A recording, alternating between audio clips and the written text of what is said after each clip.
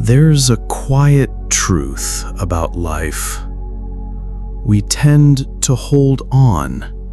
We hold on to love, to dreams, to memories, even to things that have long since begun to hurt us, just because we can't bear the idea of letting go.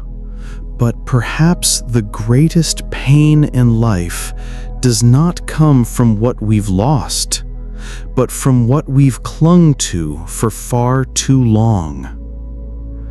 Letting go, it often sounds like giving up, but in reality, it's a quiet kind of wisdom. It's not defeat. It's not weakness. It is rather the maturity to recognize when a chapter has ended, when love is no longer nurturing, when hope has turned into heaviness. We learn to let go, not because we've stopped loving, but because we've hurt enough to understand love alone has never been enough to make something last.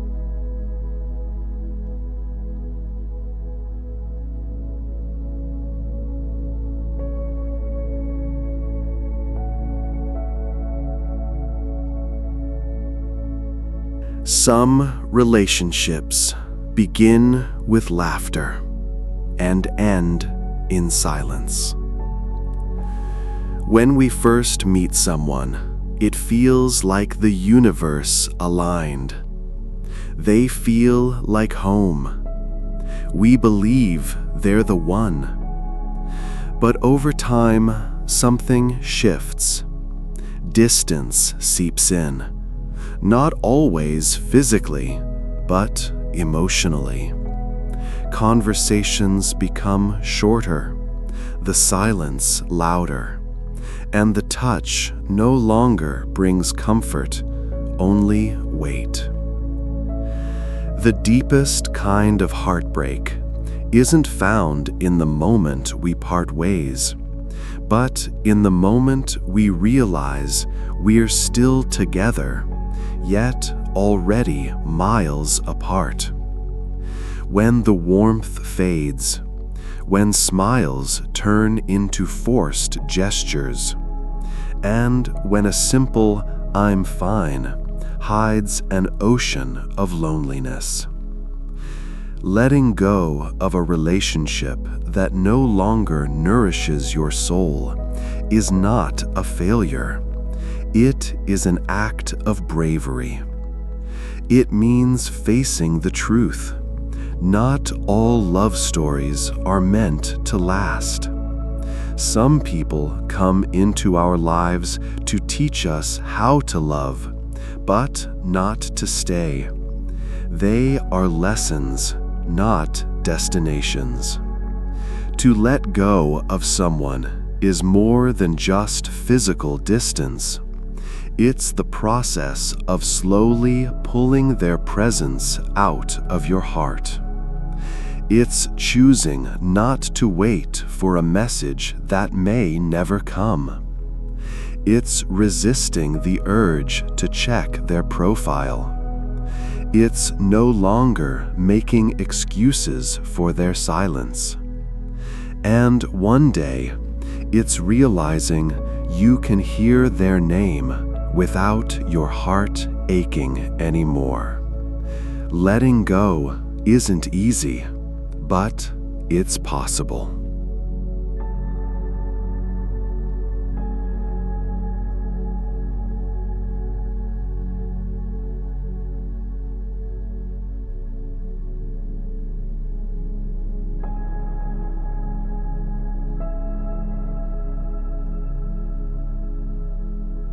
We often find heartbreak not in the things that happened, but in the things that didn't, in the dreams that didn't come true, in the effort that wasn't recognized, in the love that wasn't returned. Expectation, in its essence, is hope, but hope when stretched too far, becomes a trap. We expect life to reward our hard work, people to treat us the way we treat them, and our efforts to bear fruit. But life is not always a mirror of fairness, and when our reality doesn't align with what we imagined, disappointment sets in, not just in others, but in ourselves. In our younger years, we craft a future in our minds, bright, beautiful, and within reach. But then comes the exam we fail, the job we don't get, the love we lose, the path that doesn't open. And suddenly, the world we built in our head begins to collapse. But perhaps the world has not betrayed us. We simply hung our heart on a dream too heavy. Letting go of expectations is not giving up on life. It is embracing it as it is. It's understanding that peace is found not in control, but in acceptance. We can still move forward, still hope, but with softer hands and lighter hearts. To let go of expectations is to live in the present, to stop demanding the past to return or the future to arrive as we planned, to trust that what doesn't happen may still lead us somewhere meaningful. When we release expectations, we free space in our hearts, not for disappointment, but for wonder, for surprise, for grace. And in that space, life becomes a little lighter, a little kinder.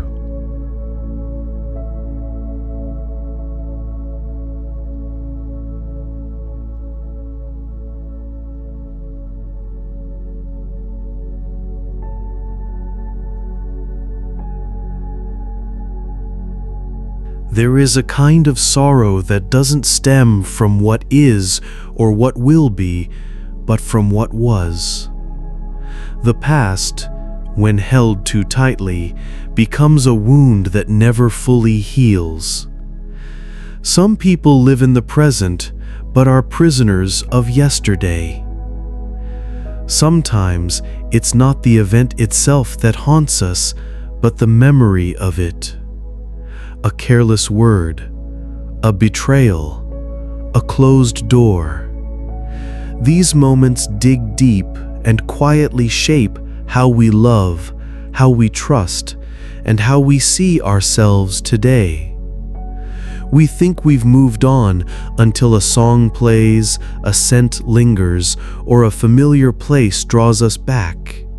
The memory resurfaces, and we realize the past is still walking behind us, a quiet shadow. But letting go of the past doesn't mean forgetting it. It means choosing not to relive it every day. It means being able to speak of it without tears in your eyes, to look back with understanding, not grief, to say, "I lived through that," and feel pride in your survival, not pain in your memory. Letting go of the past is about unpacking the suitcase we carry, sifting through its contents, keeping the lessons and discarding the weight. We may never get the apologies we waited for. We may never get answers to the questions that echo inside us. But we can choose to stop asking. We can choose to start living forward. Pain doesn't vanish overnight, but if each day we choose peace over resentment, clarity over confusion, and presence over memory, then slowly the shadow fades. And one day we'll look back and realize that we no longer bleed from the old wounds. We're still carrying the past, but differently, with tenderness, not pain.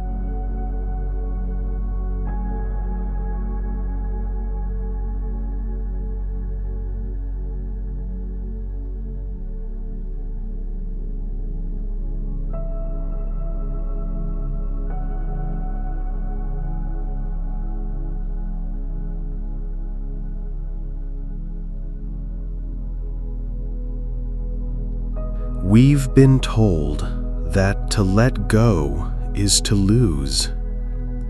That when we release someone or something, we're giving up something valuable. But sometimes we need to let go, not because it's worthless, but because we are worth more. Letting go is not an end. It's a return to ourselves, to the version of us that existed before we were broken, before we forgot what peace felt like. How long has it been since you asked yourself what you truly wanted? Since you allowed yourself to feel without pretending you're okay? Since you chose yourself instead of trying to be everything for everyone else?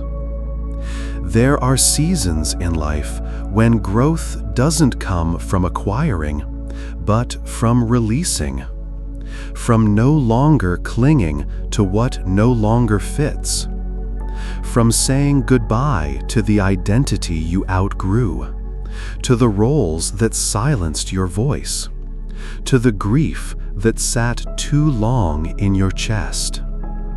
Letting go is not failure. It is the most tender kind of courage.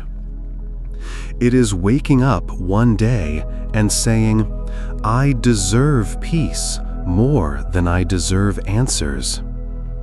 It is the quiet rebellion against the idea that you must hold it all together. Freedom is not having everything. It is being free from everything that no longer serves who you are becoming. And in the act of letting go, you do not lose. You find. You find the gentle rhythm of your breath. You find the beauty of walking unburdened. You find your voice. You find yourself.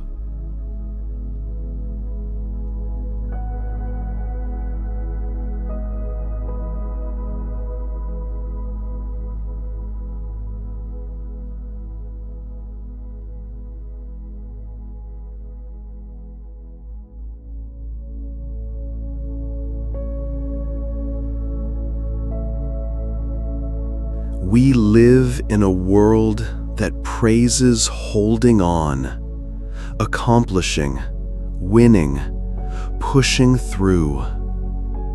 But perhaps the most courageous act is knowing when to release. To know that not everything that can be held onto should be, and that not everything that is lost is truly gone. Letting go is not forgetting. It is not abandoning. It is the soft, conscious act of saying, this no longer belongs to me, and that's okay. If you are carrying something too heavy, if your heart is tired from hoping, if you are standing at the edge of something that once meant everything, let this be your gentle reminder. You don't have to hold on to live. Sometimes the most sacred thing you can do is let go.